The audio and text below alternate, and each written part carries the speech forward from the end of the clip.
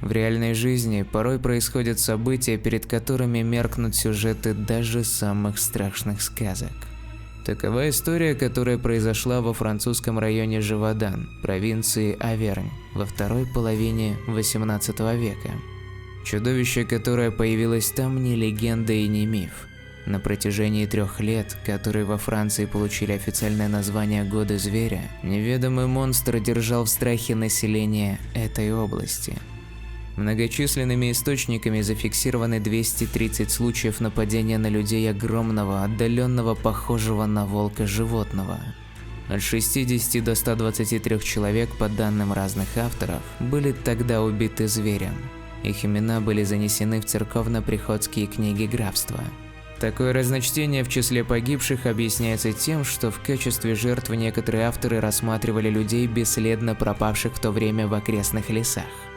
По свидетельству выживших очевидцев, он был размером с большого теленка, имел вытянутую, как у борзой, морду, очень широкую грудь, длинный, похожий на кошачий хвост с кисточкой и большие выпирающие из пасти клыки. Шерсть зверя была желтовато-рыжей с темной полоской вдоль хребта. Некоторые очевидцы говорили о темных пятнах на спине и боках. Один из них оставил такое описание. Мерзкая тварь была немногим меньше осла, с широкой грудью, огромной головой и толстым загривком. Уши походили на волчьи, только малость длиннее, а морда, что кабанье рыло. Вот еще одно.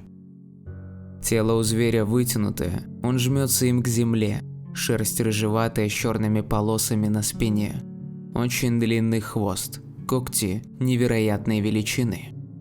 Свидетели с удивлением и ужасом говорили, что зверь не проявлял никакого интереса к скоту и домашним животным, нападал только на людей. Необычна была и манера нападения. Он поднимался на дыбы и сбивал человека с ног ударами передних лап. В отличие от других хищников, он старался не перегрызть шею, а кусал голову и лицо своих жертв. Описан случай, когда зверь прыгнул на коня и опрокинул его вместе с человеком. Поражала также сверхъестественная изворотливость и неуязвимость зверя. Бесполезны были ловушки, расставленные в окрестных лесах. Нетронутыми оставались отравленные приманки, с невероятной легкостью уходил от многочисленных облав. Большинство выживших после его нападения людей уверяли, что зверь понимает человеческую речь. И очень многие считали его демоном либо оборотнем, что еще больше усиливало страх перед ним. Священники не отрицали возможности, что этот зверь был ниспослан в Живодан адом в наказание за прегрешение людей. В церквях для охотников освещались серебряные пули, служились молебны об избавлении от дьявольской твари. Некоторые говорили о находившемся неподалеку от зверя человеке, которого они считали его хозяином, колдуном, вызвавшим жуткое чудовище из преисподней. Исследователи предполагают, что одновременно со зверем и даже маскируясь под него, свирепствовал в Живодане какой-то маньяк. Именно он якобы виновен в смерти молодых и красивых девушек. Но официально подтвердить и доказать это еще никому не удалось. Впервые зверь дал о себе знать 1 июня 1764 года, когда он напал на пастушку из города Лангонь. Женщина рассказала, что собаки, сопровождавшие ее, лишь скулили и дрожали, не смея напасть на чудовище. Но она успела спрятаться за быками, которые, выставив рога, не допустили к ней монстра. А вот 14-летней Жанне Буле не повезло. Именно она 30 июня тогда стала первой официально подтвержденной жертвой зверя. Впрочем, к тому времени уже числились пропавшими 10 человек. Возможно, таинственный зверь был причастен к их исчезновению.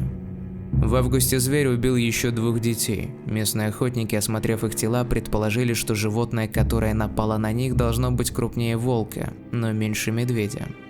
В сентябре при нападении зверя погибли 5 человек, в том числе сын графа Дьяпше. 6 сентября 1764 года зверь впервые показался людям.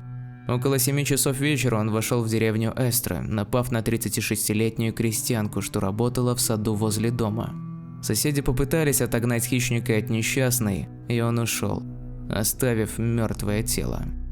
Так начинались годы зверя в Живодане, и ужасу, охватившему населению графства, казалось, не будет конца. Люди стали бояться ходить в лес и отпускать детей из дома.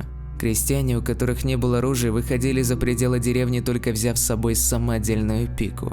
Отправляться в соседние деревни или города они старались группами не менее 3 человек. Губернатор Лангедога граф де Монкен отправил на поиски чудовища 56 солдат под командованием драгунского капитана Дюамеля, который организовал несколько облав в окрестных лесах. Тогда были уничтожены около 100 волков, но живоданский зверь оставался неуловимым. В октябре 1764 года со зверем неожиданно столкнулись местные охотники. Они дважды выстрелили в него и утверждали, что ранили, но догнать его либо найти мертвым не смогли. Зато ими был найден обглоданный труп 20-летнего юноши. Нападения зверя прекратились на месяц, но 25 ноября они возобновились. В тот день зверем была убита 70-летняя женщина, отправившаяся в лес за хворостом. В декабре зверь нападал на людей почти каждый день. 27 декабря было зафиксировано сразу 4 нападения, закончившиеся гибелью 2 человек. 12 января 1765 года 7 детей в возрасте от 9 до 13 лет встретились со зверем на опушке леса и сумели отпугнуть, громко крича и бросая в него камни и палки. Видимо, смущенный столь нетипичным поведением потенциальных жертв, зверь отошел в лес, но немного позже вернулся и в этом же месте убил ребенка, который в одиночестве отправился в лес на поиски своих друзей. Другой известный случай благополучного исхода встречи обычного человека, невооруженного охотника и зверя, противостояние хищника и девушки из деревни Палак, Мари Жан Вале. С помощью самодельной пики она сумела отбиться и вернуться домой. В настоящее время у въезда в ее родную деревню можно увидеть этот известный памятник. Но такие благополучные столкновения со зверем были исключением из правил. Только за январь 1765 года погибли 18 человек. 5 апреля того же года зверь напал на 4 детей и убил всех. К осени число зафиксированных нападений достигло 134, а количество погибших – 55 человек. В январе все того же 1765 года сведения о таинственном чудовище, уничтожающем людей в Аверне, дошли до Людовика XV. Король отправил на поиски зверя знаменитого нормандского охотника Деневаля, который к тому времени имел на своем счету более 1000 лично застреленных волков.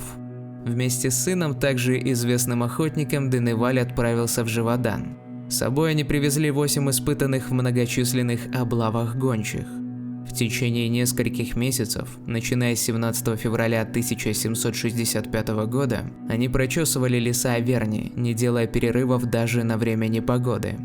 1 мая 1765 года живоданский зверь был все же найден и даже ранен, но ему вновь удалось уйти от погони. Теперь охоту на зверя возглавил граф де Апше, сын которого, как мы помним, стал одной из первых жертв этого чудовища. Успеха удалось добиться 19 июня 1767 года, когда одному из участников облавы, в которой принимало участие около 300 человек, Жану Шестелю удалось застрелить зверя. Осмотры вскрытия монстра несколько разочаровали охотников. Как это часто бывает, выяснилось, что у страха глаза велики. И не так страшен черт, как его малюют. Оказалось, что длина зверя от головы до хвоста всего 1 метр, но животное, в общем-то, подходило под описание. Хищник имел непропорционально большую голову с огромными клыками и тяжелыми челюстями, непропорционально длинные передние лапы, его шерсть была серой с рыжими подпалинами, а на боках и у основания хвоста располагались несколько черных полос. Тело зверя было покрыто шрамами, в правом бедренном суставе оказались 3 дробины, в желудке было найдено предплечье пропавшей недавно девочки. Дальнейшая история тела зверя так и остается неясной. Кто-то говорит, что его сперва возили по деревням, выставляли на показ, чтобы убедить суеверных крестьян в смерти чудовища. Кто-то говорит, что зверя сразу же отвезли к королю. К сожалению, местные крестьяне понимали в таксидермии не больше, чем свинья в апельсинах, и сделали из тела зверя такое отвратительное чучело, что оно начало разлагаться еще по пути к королевскому двору. Людовик XV юмор не оценил, засвидетельствовал подлинную животную природу чудовища, не утруждая себя копанием в мертвечине, и повелел то ли выкинуть чучело, то ли сжечь его, то ли отправить тело для утилизации ближайшим родственникам маркиза Д'Апше, который командовал той самой облавой, окончившейся успехом. Если верить последней версии, то чучело закопают в саду дома семьи де Ларашфука. Дом этот будет разрушен в 1825 году и уже навсегда унесет с собой тайну загадочного зверя, идентифицировать которого ученым так и не удалось. Отныне чудовище больше никогда не видели в Живодане. Возможно, оно перебралось куда подальше, но тогда почему не продолжились убийства в другой части страны? Доподлинно мы никогда этого не узнаем. Зато ты, друг мой, можешь обрести разгадку этого таинственного существа. И в полуночной тишине я слышу звон колоколов. Как будто вижу все во сне, летит любитель муз вглубь облаков. Летит, боясь, что разглядят, откроет тайну. Летит меж облаков и звезд. Но как не разглядеть? Вол рожок с оттенком солнца, летит он очень горделиво по себе. Я думал, что она летит ко мне, но ошибался, он летел к востоку. И торопясь, чтобы успеть в свою страну к восходу солнца. О ком идет речь? Пиши в комментариях, ведь именно ты, как никто другой, найдешь ответ и будешь доволен собой. Пока.